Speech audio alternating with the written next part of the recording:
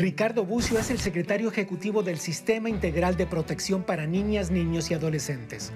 El 63% de los menores en México recibe castigos violentos en su propia casa.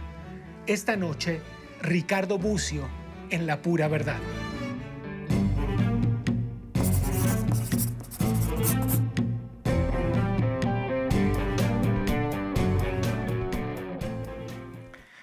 México ocupa el primer lugar en violencia infantil de los 33 países miembros de la OCDE. Y esa cifra me lleva a decir que no hay un gobierno, ni este, ni el pasado, ni el que sigue, que pueda modificar la realidad dentro de los hogares.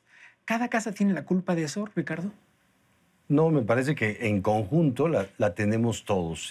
Y todos, quiero decir, autoridades políticas, el poder legislativo, la cultura social, los medios de comunicación, las familias, el sistema educativo, las iglesias, la publicidad, digamos, estos grandes educadores y transmisores de mensajes sociales. Y lo tiene de alguna manera la historia nacional, es una cuestión abstracta, pero durante el desarrollo de la historia, la normalización de la violencia hacia niños, niñas, hacia adolescentes ha sido una cuestión que se ha reproducido, que se ha aceptado, que se ha asumido además como una cuestión, un buen mecanismo, un mecanismo que ayuda a la educación de los hijos, que previene que se conviertan en delincuentes. Eso lo escuchamos muchísimo en redes sociales, que previene además la violencia previniendo violencia, que previene la violencia, y es una violencia que es una expresión de amor, ¿no? Lo hago por tu bien, lo hago. Entonces, me parece que sí es una conjunción de corresponsabilidades, y yo no creo que depende solo de los gobiernos, pero evidentemente hay una acción que tienen que emprender las autoridades. Las autoridades sí son responsables de modificar conductas sociales, de proponer nuevas conductas sociales, de establecer nuevas normas, límites, reglamentos y de promover, de posibilitar cambios culturales. Esta nalgada a tiempo, por decir, digo que es como la frase común, digamos. Sí. ¿Cómo se termina con eso? Mira, te voy a dar un ejemplo que quizá es bueno. Los países escandinavos y nórdicos, al principio de los años 70, hicieron la prohibición completa del castigo corporal. Prohibieron que en la escuela... O sea que llevamos 50 años de retraso casi. Casi 50 años, ¿no? La prohibieron a los padres de familia, en las escuelas, en los espacios sociales, en el sistema de seguridad, de justicia, e implementaron una serie de cuestiones que iban aparejadas. Cambios en el sistema educativo, cambios en la formación o en la relación de la seguridad pública con las personas, modificaciones en los espacios laborales para también educar en contra de la violencia. No solo prohibieron, también reeducaron a la sociedad. ¿Qué tenemos hoy día? Tenemos Finlandia, tiene 6 adolescentes privados de la libertad. Es un país de 5.6 millones de personas. Nosotros tenemos un sistema penitenciario en el país que está lleno de jóvenes menores de 25 años. ¿Por qué? Pues porque dejamos no solo que fueran, ahora se involucraran en la violencia, sino que fueran víctimas, que también vivieran en ambientes violentos. ¿Y cuál es la comparación? En 2014, 40 años después de estas modificaciones en las leyes en estos países, la Ley General de Derechos de Niños, Niñas y Adolescentes, que es la ley, me parece, mejor hecha en términos de derechos humanos que tiene el país, dejó una salvedad. Entonces dice que los padres deben abstenerse de ejercer el castigo corporal. Ese es un gran punto, porque si te dice no lo hagas, no es lo mismo que te diga si lo haces te va a pasar tal cosa. En realidad no lo prohíbe ni pone sanciones. ¿Hay alguien trabajando para modificar esto? Sí, ahora acabamos de comenzar una alianza nacional en contra de la violencia. Ya desde hace un año comenzamos un programa de trabajo que involucra a muchas autoridades federales, estatales, también a organizaciones de la sociedad civil para intervenir en los distintos tipos de violencia, porque hablamos del castigo corporal en la casa, de la nalgada, hablamos del homicidio en casa, tenemos casi 4 homicidios de niños diarios en su casa, asesinados a manos de los familiares. Hablamos también de la violencia sexual, hablamos del abuso sexual, hablamos del de lo que esto produce en el embarazo adolescente. Hablamos de la violencia psicológica, hablamos también de la reproducción de la violencia de la que los niños y adolescentes aprenden porque nunca han vivido en otro espacio. En México han normalizado esto y la violencia la ven en las redes sociales, en la escuela, en la calle, la ven en el bullying escolar. 63% de los niños son disciplinados violentamente, dice la cifra oficial, ¿no? Ahora, definamos violentamente y quiero definirlo no en un ejercicio ocioso ni morboso, sino para dejar en claro, para que la gente que nos mira en su casa entienda qué es violencia.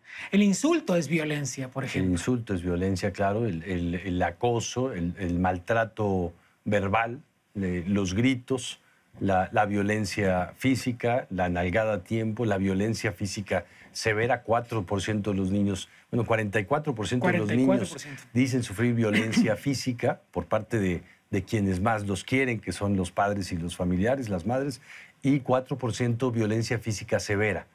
Y esto se va hasta el asesinato que te mencionaba. Hay una cifra de UNICEF que dice que 5.5% de los niños de México sufrió algún tipo de abuso sexual. La cifra es escalofriante, Ricardo. ¿Qué tan certera es? No la sabemos. En realidad son encuestas de percepción. Es una diferencia contra registros administrativos. Claro. Un registro administrativo sí levanta cada caso, el nombre, la fecha, la ubicación, claro, la denuncia, etcétera. Estas son encuestas de percepción, pero me parece que cuando la población dice que en ese porcentaje que hay algún tipo de abuso de violencia, podría ser un poco mayor. Y lo que sí es cierto es que lo que está diciendo es que es una situación que se percibe de manera cotidiana en muchos hogares del país. Y también tiene que ver con la normalización. Los niños son vistos como propiedad privada, ¿no? Al niño le puedo hacer lo que yo quiero. No solo por su bien, a veces le puedo hacer lo que yo quiero por mi bien. Es una locura. Hablas de que en algunos estados la incidencia de asesinatos de niños es incluso más alta que la de feminicidios. ¿Cómo está esa incidencia por estados? Mira, tenemos más o menos la mitad de los estados que tienen un poco más de infanticidios que feminicidios.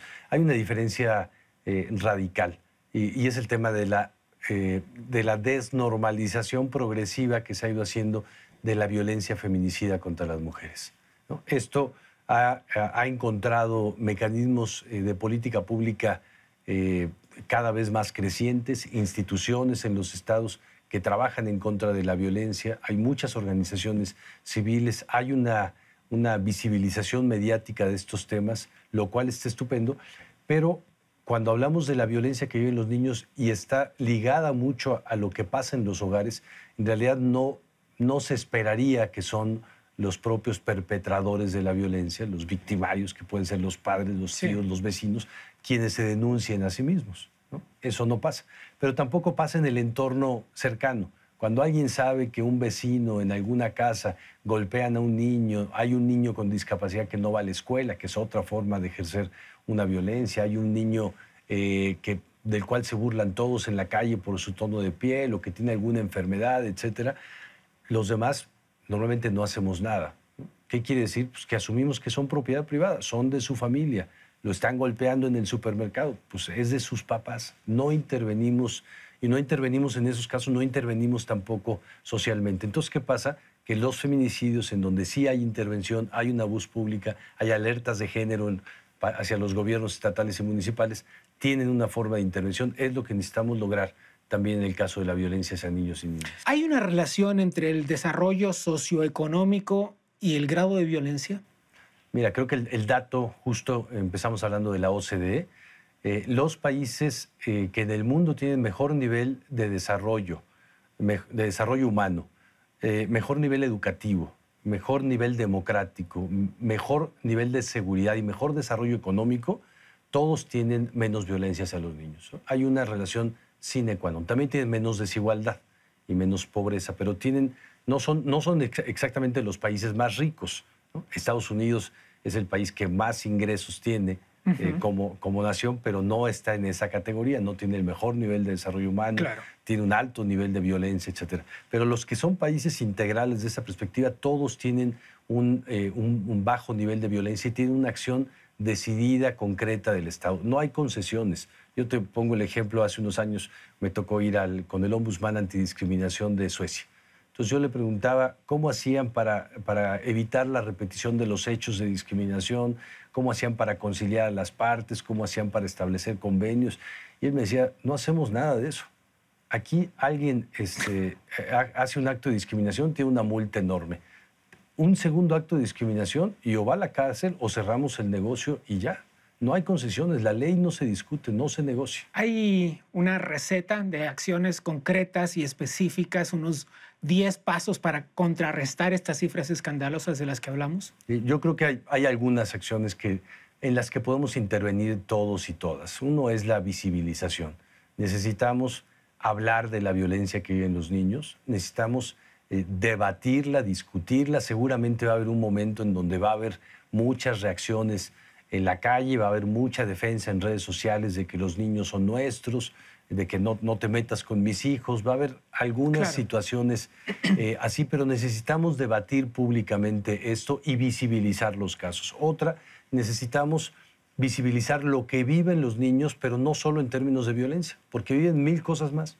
Los niños van a ser los que sean los beneficiarios o los afectados por la negociación del Tratado de Libre Comercio, son los que van a ser las víctimas o no del muro de Estados Unidos con México, son los que viven la consecuencia de lo que va a seguir siendo la migración centroamericana en nuestro país, van a ser los beneficiados, esperemos, de la reforma educativa, pero no sabemos qué piensan, no sabemos cómo lo ven, no les preguntamos. Necesitamos visibilizarlos, darles voz, escucharlos. Y otro, creo que para eso, además de visibilizarlos, además de fomentar su participación y su escucha, sí necesitamos tener un amplio panorama, un amplio espectro de qué significan y cuáles son todas esas formas de violencia. Si siempre pensamos que el chanclazo a tiempo era muy educativo, pues vamos discutiendo, vamos a ver si es cierto. Al final, la situación del trato hacia la niñez, decía Nelson Mandela una frase que parece a veces muy usada comercialmente, que una sociedad se mide por la intensidad con la que trata a sus niños, por ese nivel de relación que tiene con sus niños. Eso vamos viéndolo también interpersonalmente. ¿Cuál es el tipo de relación que yo tengo hacia mis hijos, hacia los niños que no son míos también, pero que son sujetos de derecho? Que son nuestro futuro. Déjame brindar contigo, porque esto se acabó. Como siempre, un gusto conversar contigo a pesar de la rudeza del tema. Gracias, igualmente. Y espero que hay que brindar porque el tema deje de ser rudo y cambie sustancialmente.